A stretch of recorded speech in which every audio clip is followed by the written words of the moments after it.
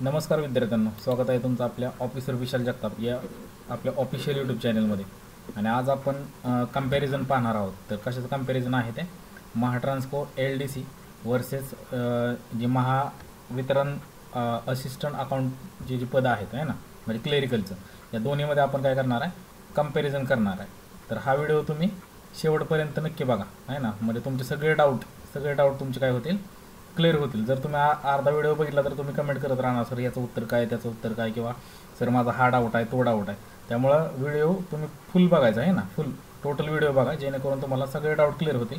हा एकच व्हिडिओ मी बनवणार आहे, याच्यानंतर मी अशा टाईपची व्हिडिओ बनवणार नाही. त्यामुळे हा व्हिडिओ तुम्हाला पूर्ण बघावा लागेल, तुमचे डाऊट क्लिअर होतील. त्याच्या अगोदर मित्रांनो, तुम्ही आपल्या चॅनलला सबस्क्राईब करा आहे ना, आपल्या चॅनलला सबस्क्राईब करा, एक लाईक मारा आणि कमेंट करा.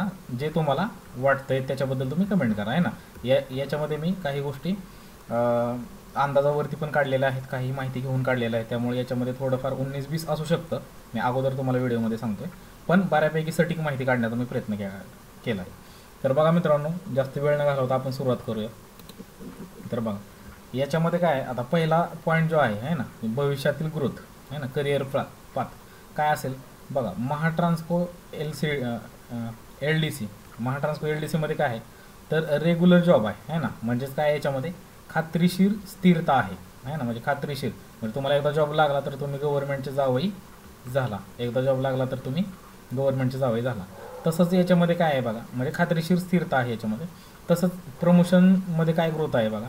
तर तुम्ही पहिल्यांदा काय असतं मित्रांनो, LDC असता, LDC नंतर तुम्ही UDC होता आहे ना, अप्पर डिव्हिजन क्लर्क त्याला आपण म्हणतो. आता याच्यानंतर प्रमोशन होऊन तुम्ही काय होता, सेक्शन ऑफिसर, आणि सेक्शन ऑफिसर नंतर तुम्ही प्रमोशन होऊन काय होता, ॲडमिन ऑफिसर, आणि ॲडमिन ऑफिसर नंतर तुम्ही डायरेक्ट काय बनता, मॅनेजर किंवा ॲडमिन HR असं त्याला आपण म्हणतो. हे झालं महाट्रान्सको LDCसाठी. आता जे महावितरण अकाउंटंट असिस्टंट आहे ना, महावितरण असिस्टंटला, तर त्याला काय आहे बघा, सुरुवातीला कॉन्ट्रॅक्ट आहे, किती वर्षाचा आहे, तर 3 वर्षाचा आहे. नंतर काय आहे, मग नंतर रेग्युलर होणार, पण 3 वर्ष सुरुवातीला काय कॉन्ट्रॅक्ट आहे. त्यामुळे सुरुवातीला तुम्हाला स्टेबल, म्हणजे असं तुम्ही म्हणू शकत नाही की मी सर स्टेबल आहे म्हणून आहे ना, सुरुवातीचे 3 वर्ष, पण नंतर 3 वर्षांनी ते तुम्हाला गव्हर्नमेंट जावई करून घेतात. तर याच्यामध्ये बघा काय प्रमोशन कसं असतं याचं बघा. प्रमोशन काय आहे, LDC अकाउंटंट आहे ना, सुरुवातीला तुमची क्लेरिकलमध्ये होतं, नंतर तुम्ही सिनियर असिस्टंट म्हणून पोस्टिंग होतं तुमचं, सिनियर असिस्टंट. त्याच्यानंतर तुम्ही अकाउंट्स ऑफिसर म्हणून तुम्हाला पद भेटतं पुढचं, अकाउंट्स ऑफिसर. आणि त्याच्यानंतर तुम्हाला फायनान्स मॅनेजर म्हणून शेवटचं पद भेटतं, फायनान्स मॅनेजर. तर याच्यामध्ये बघा, याच्यामध्ये कंपॅरिझन काय आहे, तर रेग्युलर जॉब आहे का, हा तर खात्रीशीर आहे, बरोबर. प्रमोशन तुम्हाला मी सांगितलं.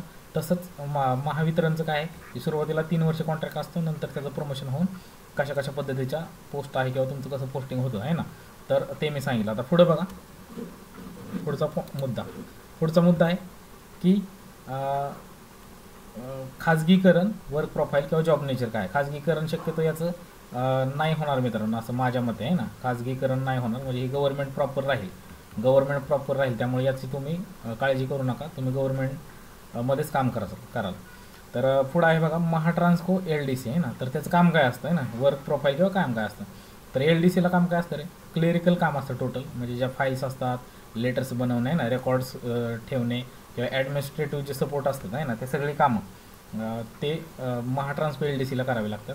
नंतर ना महावितरणचा असिस्टंट आहे, त्याला काय करावं लागतं, लेजर ठेवणे, वाउचर आहे, बिलिंग करणे आहे ना, ERP डाटा एंट्री करणे, नंतर ना बँक रिकन्सिलिएशन ठेवणे आणि ऑडिट सपोर्ट, हे सर्व गोष्टी काय कराव्या लागतात, महावितरण असिस्टंटला कराव्या लागतात. तर बघा पुढे आता पगाराचं कंपॅरिझन करू, या पगार किती आहे ना. आता पगाराचं कंपॅरिझन करत असताना बघा, महाट्रान्सको LDCमध्ये काय असतं, सुरुवातीपासून काय रे, बेसिक पे किती आहे याचा, सुरुवातीचा बेसिक पे आहे 34,555, तो बेसिक पे. नंतर जसं तुम्ही एक्सपिरियन्स घ्याल, जसं तुम्ही पुढे जाल, तसं 72,875 पर्यंत बेसिक पे जातो आहे ना. तर याची इन हँड सॅलरी आहे ना, इन हँड सॅलरी म्हणजे काय, तर तुमचं कट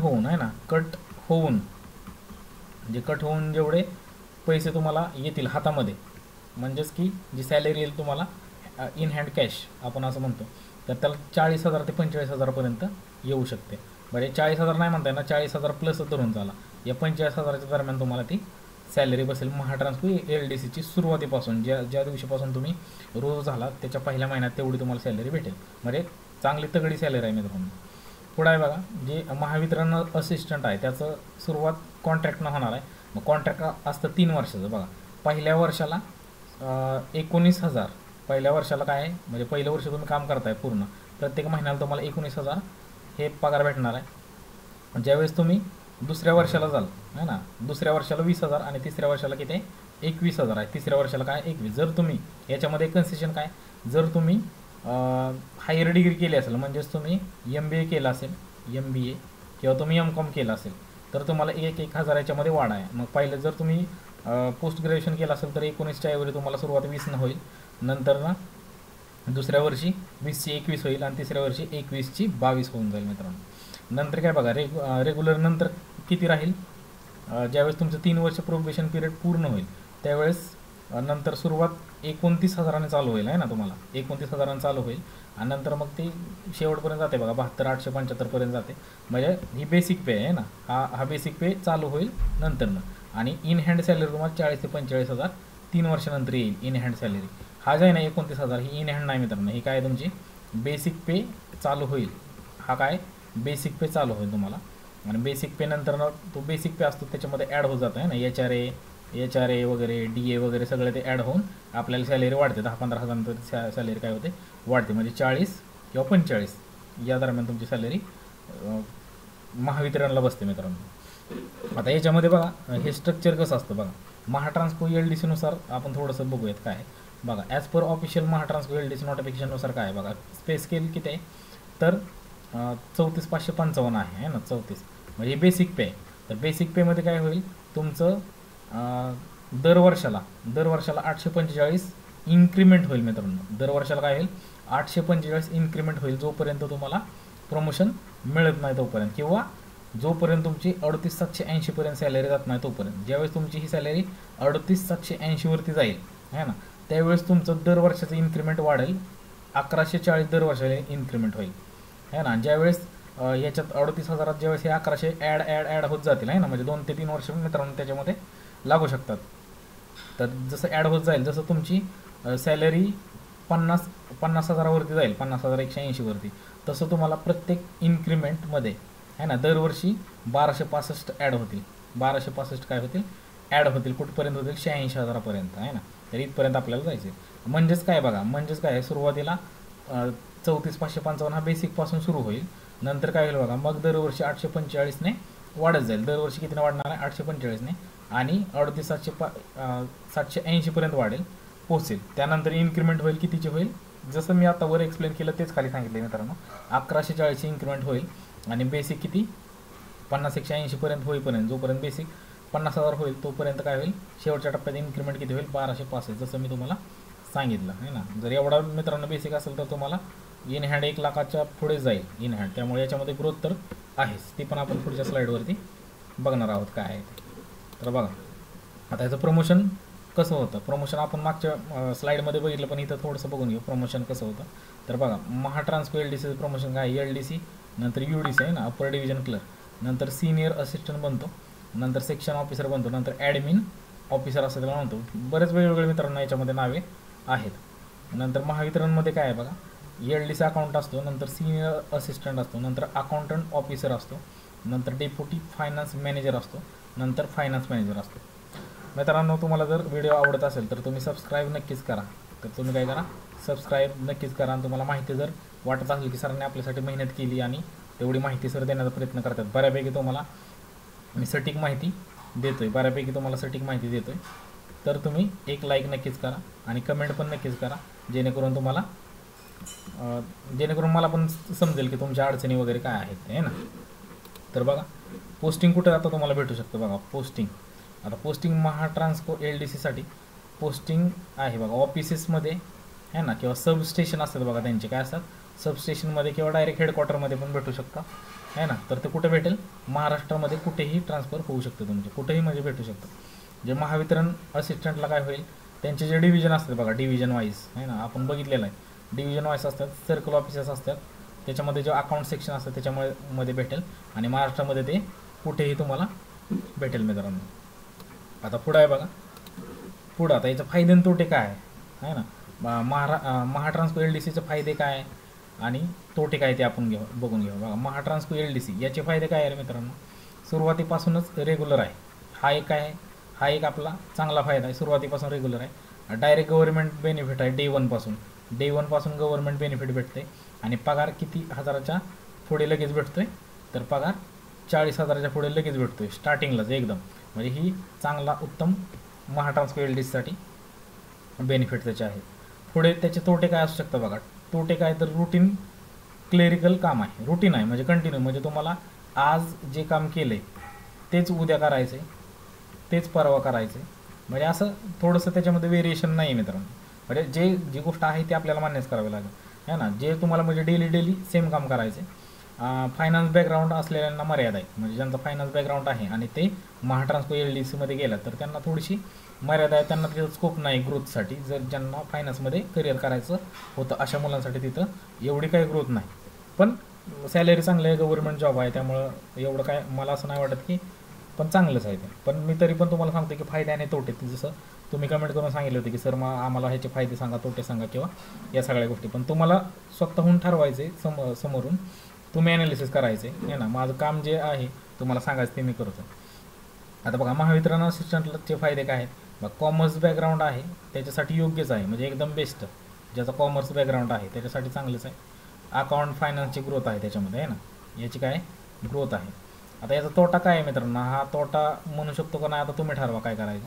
सुरुवातीला कॉन्ट्रॅक्ट आहे ना, आणि पगार कमी आहे. 20,000 19,000पासून चालू आहे. रेग्युलायझेशन नंतर सिक्युरिटी येते, म्हणजे सिक्युरिटी लगेच ना.